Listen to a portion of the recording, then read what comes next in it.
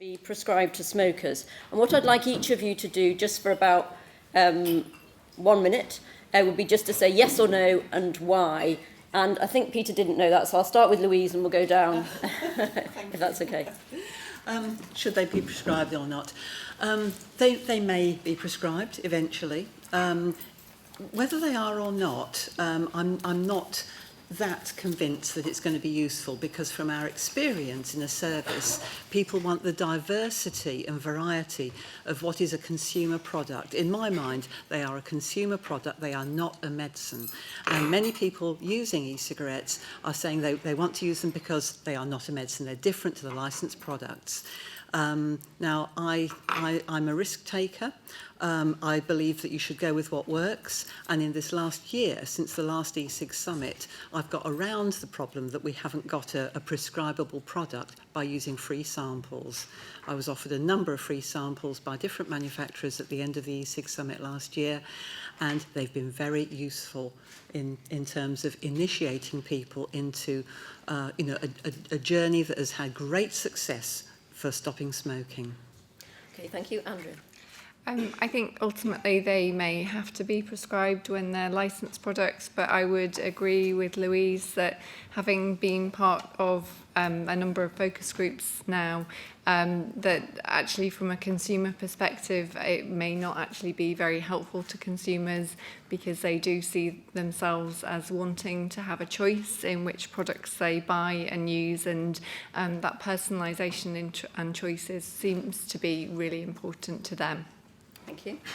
Linda? So one thing that Marcus, Robert, Anne, John Britton, other colleagues who are here, Peter, shares that we spent 2 years drafting guidance for NICE on tobacco harm reduction. And when in those 2 years, many of us agreed that medicinal licensing for e-cigarettes was desirable. And things moved on from that point. And many of us changed our view and don't think anymore that that is the correct way. But I do think that when you look at the studies of other approaches to stop smoking, when those products are provided free, including NRT, more people use them in the studies and services that we have. So I would like to see potentially at least one device that is prescribable, so it's free. I think the free samples are a great idea, but that can't go on endlessly. So I think it's about choice, and there may well be a place for a prescribed product, but it certainly isn't going to be any replacement for the consumer products that need to continue to be available. Deborah? I agree with Linda. I want to see a mixed economy. This is not a matter of they have to be prescribed, they have to be licensed, or they mustn't be prescribed, they mustn't be licensed. We want options, and I think it's not just about prescribing, it's also about having licensed products and setting standards and having that option available. And I think it's terribly important. You know, Ash is doing a lot of work on mental health at the moment. I spoke in a debate at the Maudsley last night about this. You know, people with serious mental illness who are disadvantaged in many ways, including from income, are some of the highest rates of smoking, and about a third of consumption, maybe more, of cigarettes in this country. And there are lots of other disadvantaged people for whom actually the price incentive may be a useful one. And I think it's got to be part of a mixed economy. It's not either or. Okay, Jim? Thank you. I think a mixed economy. It is good, I think, to be able to prescribe them for people who cannot afford them, or for particular kind of populations you want to target to support to get off smoking. It is bad if we want to prescribe them because we think that is either the only route to safety, or worse, is a route to control what should be a consumer product and where there ought to be choice. Lovely, thank you. And then Peter, to wrap up. Well, I've got an ambivalent feeling about this. On the one hand, I can see the importance of helping people with low socioeconomic means who may hesitate to invest into a good e-cigarette product and getting on their way. On the other hand, I think if there is a licensed product, it will absolutely dominate. People will feel that they can't use anything else. It will be the only one recommended, and it's the one likely to be coming from the tobacco industry, which will probably be much weaker and less effective than all the others, and it will just narrow everything. And the other issue is that people are perfectly happy to buy these products you could possibly help them with some kind of starter pack. Now, if you get a situation where this is prescribed lifelong for a large proportion of the population, it will have serious financial implications as well. So overall, I think I would like to see the services offering starter packs with recommendations to go out and try different products and find the one which ticks the boxes for you. But I would probably stop there and not terribly keen to have the one which is now proven safe and the only one which is available. Okay, thank you. So a range of views there. So let's open this up to the audience. Any comments? Yes. And again, can I just remind people to say who you are and where you're from? Thank you.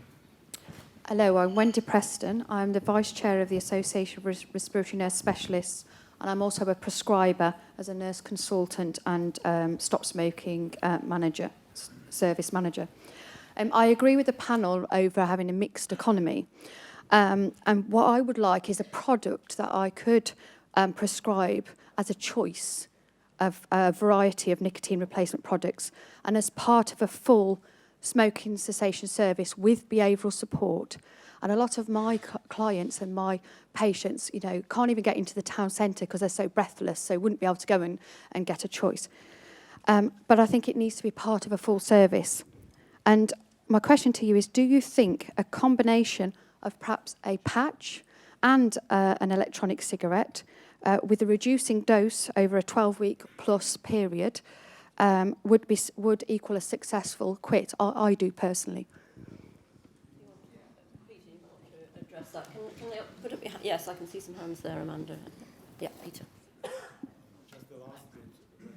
Combining e-cigarettes with other treatments would be helpful.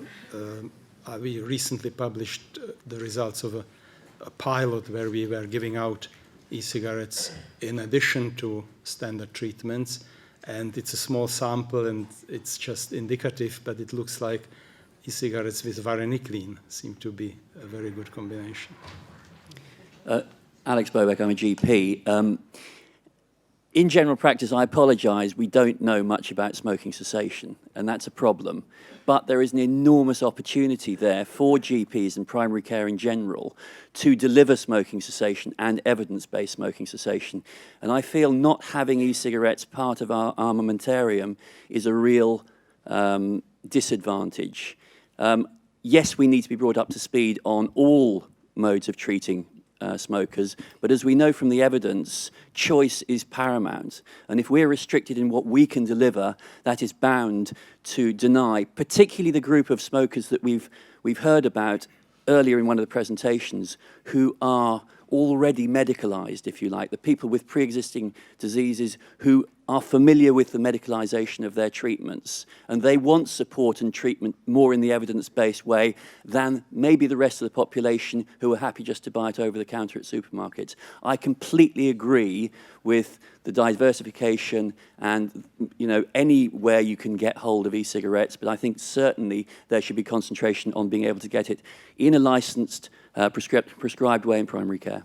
Okay, thank you, Alex. And Deborah. I just want to pick up on partly on what Alex said, but also on what Peter said.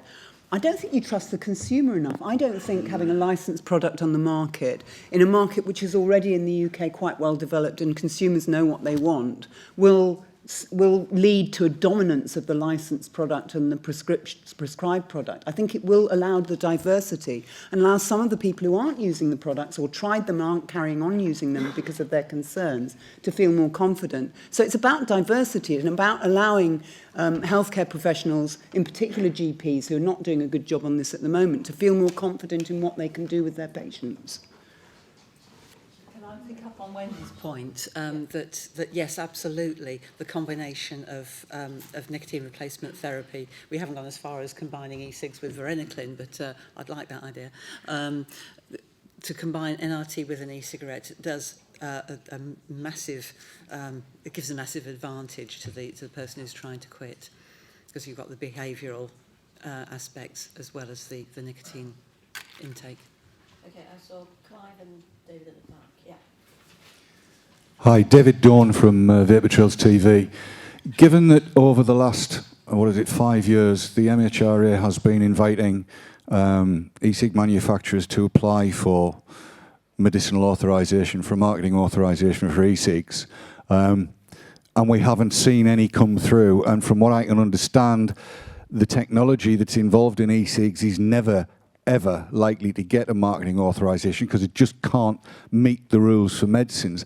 How does that affect this whole notion of wanting to be able to prescribe to people of lower incomes or whatever? And isn't it possible for the likes of NICE, for instance, to be able to give guidance and say, look, e-cigs are e-cigs, just get them out there and get them recommended? It seems that might be a better route to go.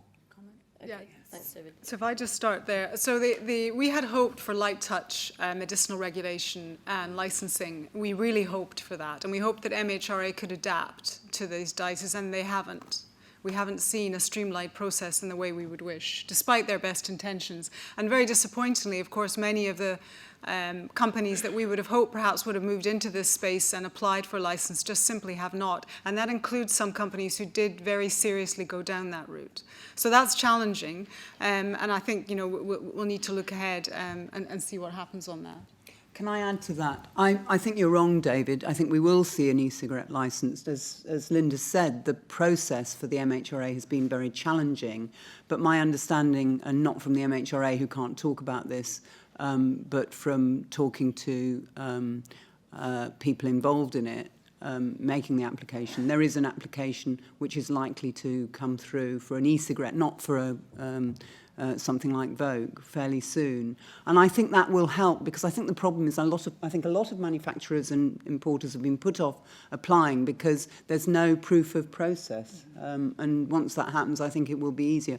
But it is challenging. I mean, actually, for the medicines regulator, I think we have to understand this. If the medicines regulator licenses a product, they take on responsibility for the safety, efficacy, and quality of that product. And if anything goes wrong, they carry the can. Now, they have made it a lot easier than it would otherwise be. You don't have to have randomized controlled trials. You just have to show that the delivery is bioequivalent to other nicotine products. But it's still got to be a challenging process. And also, in the UK, they've got to do it in such a way that other regulators throughout Europe think that that's a reasonable process to go through. It's got to stand that test as well. So it's never going to be easy. And the first licence is going to be the most difficult. Jim, did you want to add to that? Deborah's made some of the points, but the other point I was going to make is that the policy challenge I think we have here is one that is suitable for long-tail thinking. This is a long-tail market that with thousands of products, some of which are small users. And I think we need to seize the public health advantage that long-tail market brings us. And so the inherent danger in licensing is that we may squeeze that long-tail market into something short. How can we approach NICE and how can we work with regulators and other bodies to see that the long-tail market in e-cigarettes is something which actually is potentially beneficial rather than squeezing it? And I think that's a public policy and regulatory challenge as much as it is a scientific one. But I think the science has moved to the point where I think we can apply long-tail thinking to this. Just one very quick point. NICE is updating all its smoking guidance. We have seen that process. It's begun, and they will be doing that over the next couple of years. And our sincere hope is that some of the harm reduction evidence will be taken into account in those new guidelines. Okay, thank you. Clive and then David, I saw you. Clive Bays. Shouldn't we just acknowledge that there's a bit of a paradigm conflict here? E-cigarettes are nothing really to do with the healthcare system or public health or anything really. They're a market-based phenomenon. Overwhelmingly, the people are buying them in shops, using them for themselves, going nowhere near the healthcare system.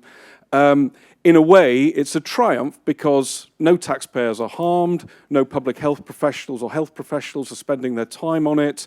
The powerful engine of capitalism is creating innovation and new products sort of unencumbered at the moment really by regulators, and we should celebrate that as a very, very interesting public health phenomenon. And I just wonder slightly, sometimes we're left with the impression that the tail's wagging the dog, because, we're all interested in health and the healthcare system, but that's a small player in this phenomenon.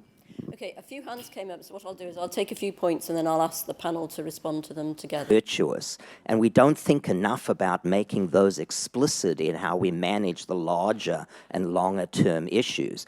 So specifically to comment on this, I think what we're really talking about is reframing how nicotine is viewed in society given these new delivery systems and within a free economy of how companies, manufacturers, and others, old, new, and innovative, are going to want to make money in an economic business model around this reframing of nicotine. And if we think about that from all those perspectives, we begin to optimize the opportunity and change it as things change better than if we pretend those feedback loops and different influences do not exist. So I think that's what's behind the elephant behind all of this, and we need to think about that very carefully. Okay. Reframing nicotine and how it works in a free economy where money is the real driver. Okay, thank you. If we can ask people to keep their contributions short, there's two more I've seen, and then I'll ask the panel to wrap up.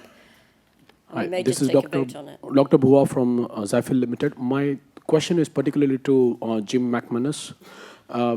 How likely, I mean, it is very clear that most of the people here prefer dual economy, wherein one would be licensed product and the other arm would be just like a consumer product.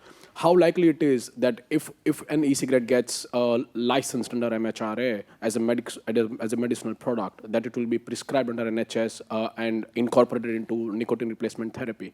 And the second thing that I would like to point out is that although nicotine is not harmful, I think the view about restricting nicotine use is actually good because nicotine is addictive. Any smoker, you ask any smoker, all the smokers are aware that smoking is injurious to their health. But the reason that they cannot leave is because of nicotine. So nicotine in itself is not harmful, which I agree with. But nicotine itself is very addictive. That is the reason why the smoking, getting rid of smoking or reducing the probability of smoking is very, very low. It's because of the nicotine, and therefore nicotine, doesn't matter how it is delivered, needs to be controlled properly. Okay, thank you. Yeah, actually, yeah, just address that point, seeing as it was addressed at you. So 3 very quick points. Firstly, I'm very taken by what Clive said. Actually, we should see the nicotine movement as a triumph for the taxpayer taking control of their own life and health. I don't know why we want to control nicotine, because we haven't managed to control coffee. And, you know...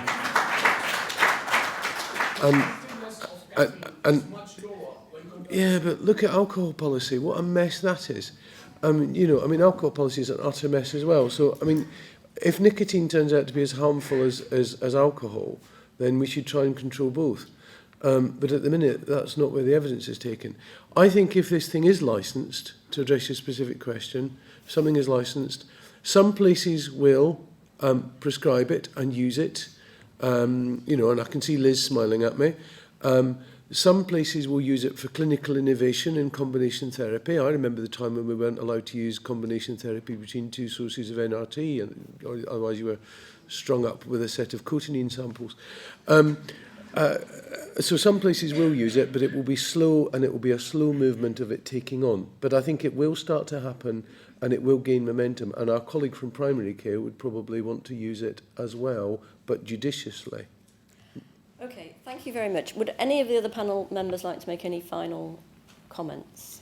I think I'd just like to add the point that, we have to see it, and David was talking a bit about this, within the broader context of a regulatory process where actually we're in a fairly friendly environment here, because tobacco harm reduction has been under discussion for many years and it's accepted as a concept. Going back to Mike Russell in the 1970s saying, people smoke for the nicotine, they die from the tar. We've got a better understanding here. But this is not a friendly environment globally in the world.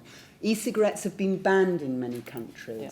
And actually part of having a good regulatory process is to try and create an environment where e-cigarettes become an accepted part of public health. And I do think that's important. And I agree with you, Clive, the way it's developed here has worked quite well as it is. But we have to think about the future and where we're going and how we make sure that the greatest benefit accrues to the largest number of people and not just protect what happens here. Okay, so unless anyone else has got any burning comments, I'd like to just open it up to the audience. I like the use of the term mixed economy, so assuming that we've got these consumer products, just like a show of hands, how many people think that it would be helpful to additionally have e-cigarettes which are prescribable to smokers? So if you could just put up your hands. Of course, we recognise this isn't a representative sample. And then hands down, please, and those who don't think that it would be a useful addition. So I think the majority was for yes. Abstainers? What? Robert? You're not... Okay, on that note, let's go and get our drugs of poison, and we'll see you back at 11 o'clock. Thank you very much.